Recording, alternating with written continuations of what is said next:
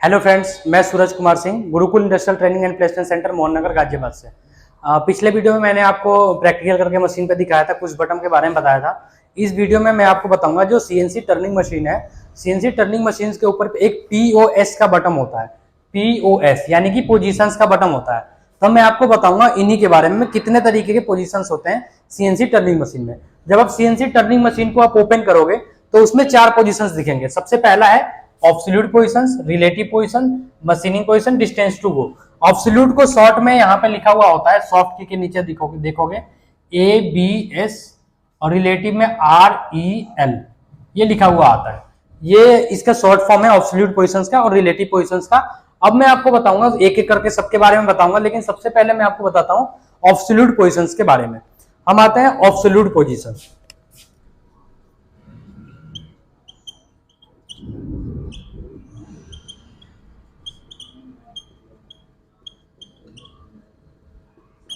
Absolute position में क्या होता है, सबसे पहले आपको ये समझना है।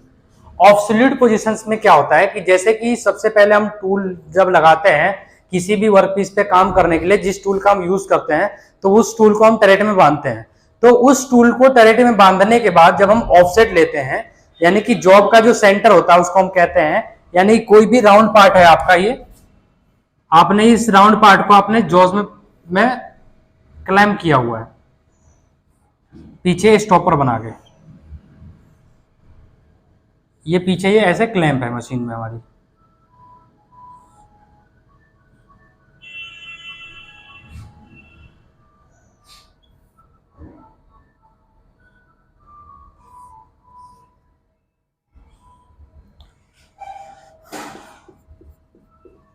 ये हमारा स्पेंडल के अंदर ये टूल हम वर्कपीस हमारा क्लैंप है, ये हमारा वर्कपीस है। जब हम वर्कपीस को यहाँ पे हम सेंटर लेते हैं यानी कि ऑफसेट लेते हैं डायमीटर पे टच करके और जेड में टच करके, तो ये हमारा ओरिजिन पॉइंट निकल के आता है।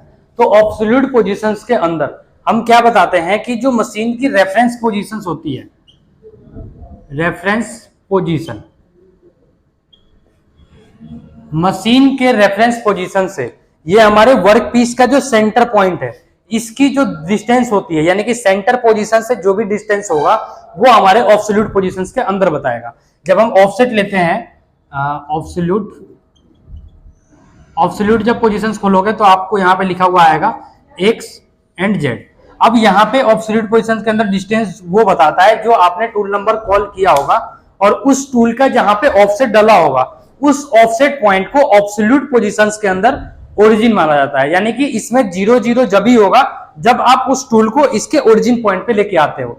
तो ऑब्सोल्यूट पोजीशंस के अंदर जो हमारा वर्कपीस होता है, वर्कपीस के सेंटर पॉइंट को ओरिजिन मानता है। अब इस ओरिजिन पॉइंट से जितने डायमीटर या जितने भी डिस्टेंस पे हमारा टूल होगा उस डिस्टेंस को ऑब्सोल्यूट पोजीशंस के अंदर बताता है। अगर मान के चलो मशीन रनिंग हो रही है, रनिंग होते समय में अगर कोई आपसे पूछे कि अभी कौन से डायमीटर पे या कितने लंबाई पे हमारी मशीन टर्निंग कर रही है, या फिर ओडी पे फेसिंग कर रहा है, फेस पे फेस कर रहा है, या डायमीटर पे टर्निंग कर रहा है, तो आपको सिंपल ऑब्सोल्यूट पोजीशंस को ओपन करना है और ऑब्सोल्यूट पोजीशंस में एक्चुअल पोजीशन बताएगा जो वर्क पीस से हमारा टूल मूव हो रहा होगा। तो ये हमारा ऑब्सोल्यूट पोजीशंस इस तरीके से सीएनसी मशीन में हम इसको यूज करते हैं। ऑब्सोल्यूट पोजीशंस में हम रीडिंग चेंज नहीं कर सकते हैं, यहाँ पे वही रीडिंग आएगा जो हम ऑफसेट पॉइंट का हमारा जो ओरिजिन पॉइंट होगा उससे जो डिस्टेंस होगा वही हमारा ऑब्सोल्यूट पोजीशंस के अंदर आएगा। अब हम समझते हैं रिलेटिव पोजीशंस के अंदर। रिलेटिव पोजीशंस में क्या होता है, रिलेटिव पोजीशंस क्या होता है, रिलेटिव पोजीशंस का यूज आप मशीन में कभी भी कर सकते हो। इससे कोई भी ना प्रोग्राम में कोई दिक्कत होगी ना ऑफसेट में दिक्कत होगा। रिलेटिव पोजीशंस को आप मशीन के अंदर जहां भी ओरिजिन करोगे वहां पे ये ओरिजिन हो जाएगा, लेकिन इससे कोई इफेक्ट नहीं पड़ेगा, ना आपके टूल पे पड़ेगा, ना आपके ऑफसेट पे पड़ेगा, ना आपके कोई भी प्रोग्राम पे पड़ेगा। इसका हम यूज कब करते हैं, इसका यूज हम जब करते हैं जब हमें जॉज में कट लगाना होता है। जॉज कटिंग टाइम, जब हम जॉज में कट लगाते हैं, जॉज के अंदर कट लगाते हैं किसी भी वर्कपीस को पकड़ने के लिए, हम अंदर स्टेप बनाते हैं तो हमें रिलेटिव पोजीशंस का यूज पड़ता है। दूसरा, अगर हमें मशीन के अंदर डिस्टेंस देखनी हो कि यहां से लेकर के किसी एक पोजीशन से लेकर के दूसरी पोजीशन तक की अगर टोटल हमें डिस्टेंस देखनी हो तो हम ये भी देख सकते हैं। या फिर अगर हमें मशीन से ही अगर हमें चेक करना हो कि एक स्टेप से दूसरे स्टेप की डिस्टेंस कितनी है तो हम एक टूल में टच करके दूसरे टूल में हम उसकी डिस्टेंस देख सकते हैं कि कितनी उसकी डिस्टेंस है, या डायमीटर देखना हो तो हम डायमीटर भी मेजर कर सकते हैं। लेकिन ज्यादातर जो यूज करते हैं वो हम जॉज कटिंग के टाइम ही करते हैं, तो ये रिलेटिव पोजीशंस का यूज। दूसरा होता है डिस्टेंस चेक करने के लिए। ओके, तो सबसे पहले क्या होता है, जॉज में जब हम कट लगाते हैं तो जब आप रिलेटिव पोजीशंस खोलोगे तो इसमें एक्स और जेड पोजीशंस आपको दिखेगा। इसको आप जब आप एक्स और जेड पोजीशंस को, जैसे कि आपने कहीं भी टूल को टच कर दिया, ये हमारा, हम जॉज, सपोज करो कि हम जॉज को कटिंग कर रहे हैं। मैं आपको एक भाग दिखाता हूं जॉज में, आईडी में अगर हम कटिंग करते हैं तो अगर हमें ऐसा कोई स्टेप बनाना हो किसी जॉज के अंदर,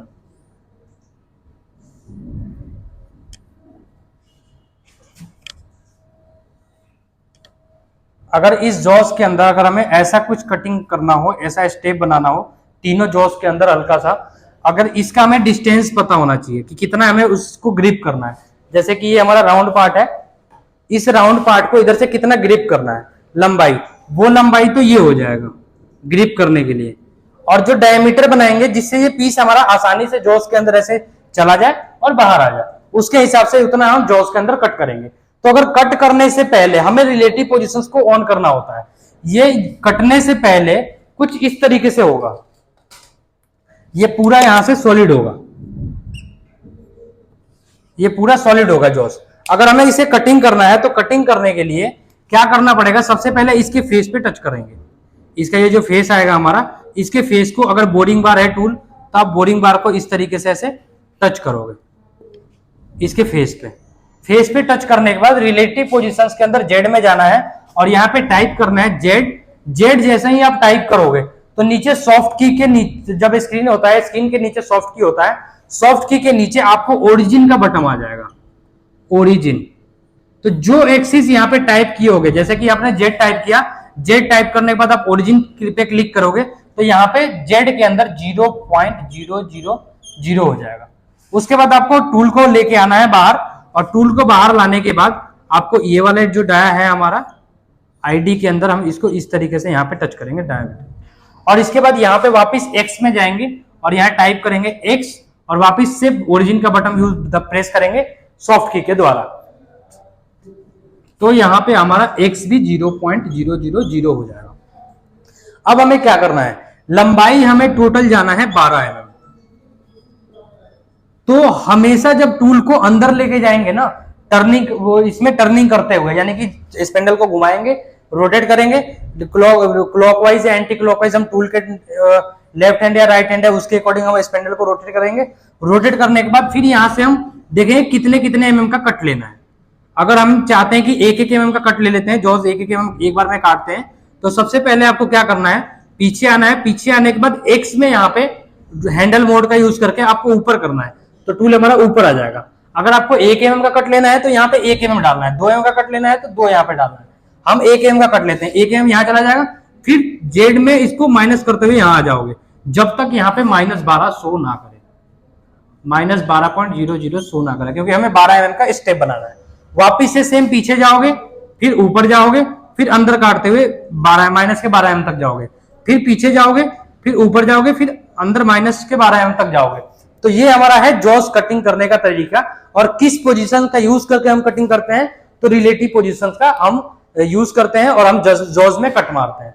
तो रिलेटिव पोजीशंस का मेन जो यही यूज होता है कि जब हम जॉज में कटिंग करते हैं तो रिलेटिव पोजीशन का यूज करते हैं, क्योंकि रिलेटिव पोजीशंस को हम जहां मर्जी, जिस पोजीशंस पे मशीन जहां पे भी हो वहां पे हम इसको आसानी से ओरिजिन कर सकते हैं। और नेक्स्ट स्टेप की हम डिस्टेंस चेक कर सकते हैं कि कितना डिस्टेंस मशीन को जाना है या कितना हमें लेके जाना है, वो हम देख सकते हैं रिलेटिव पोजीशंस के अंदर कि हमें कितना मशीन को आगे लेके जाना है। तो हम हैंडल का यूज करके या जॉग मोड का यूज करके हम रिलेटिव पोजीशंस का यूज कर सकते हैं।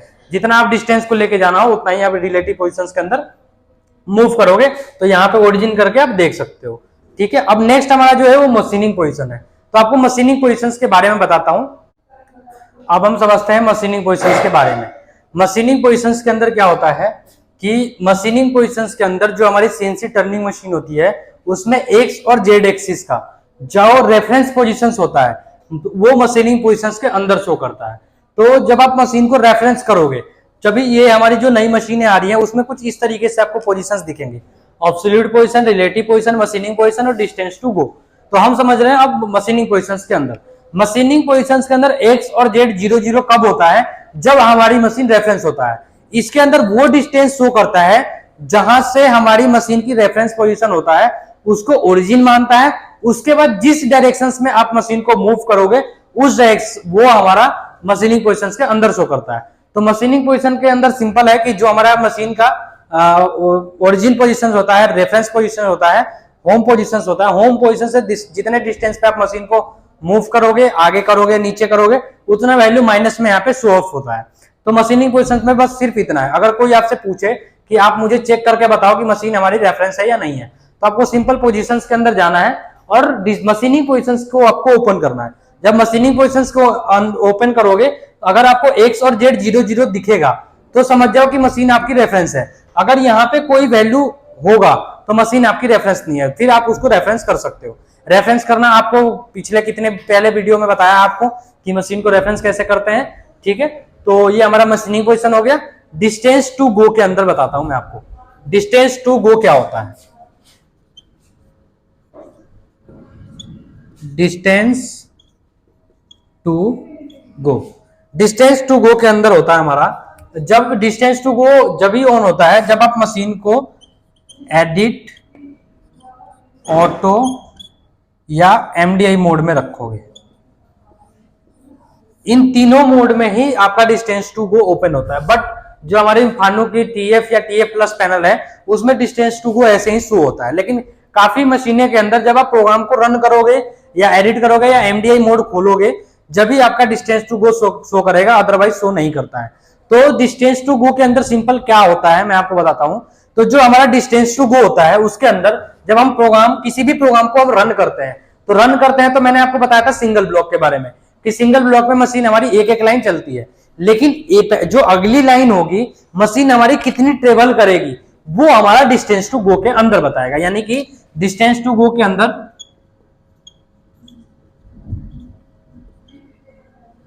यहां पे x और यहां पे z आपका शो होगा। तो इसके अंदर आपका मान के चलो कि कोई भी मशीन हमारी इस पोजीशन पे रुकी हुई है, इसके बाद ये हमारा नीचे आना है नेक्स्ट स्टेप पे। तो अगला स्टेप यहां पे बता देगा कि माइनस के 10.0 मशीन हमारी जाने वाली है और जेड में 0.0। अब मान के चलो कि मशीन हमारी यहां से नीचे आ गई, अब इस पोजीशन पे रुकी हुई है। आपने सिंगल ब्लॉक में किया, जब साइकिल स्टार्ट के बटन को आपको दबाओगे तो जेड में 20 एम जाने वाली थी, यहां से 20 एम अंदर जाएगी। तो यहां पे आपका जेड कॉलम के अंदर बताएगा कि मशीन आपकी जेड में 20.0 यहां पे लिख के आएगा। इसका मतलब है कि मशीन हमारी जो है आगे के तरफ 20 mm मूव होगा। तो ये हमारा किस में बताता है? तो डिस्टेंस टू गो के अंदर बताता है। यानी कि डिस्टेंस टू गो के अंदर मशीन की जो नेक्स्ट पोजीशंस होती है वो next position distance to go के अंदर शो होता है कि मशीन को अगला नेक्स्ट पोजीशन कितना mm मूव करना है एक्स और जेड में।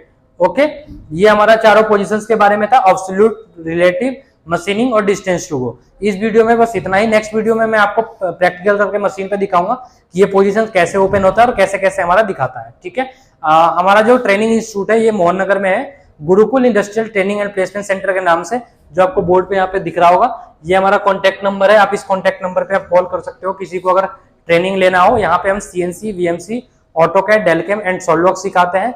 हमारे पास सीएनसी और वीएमसी मशीन दोनों ही अवेलेबल है। ओके, धन्यवाद।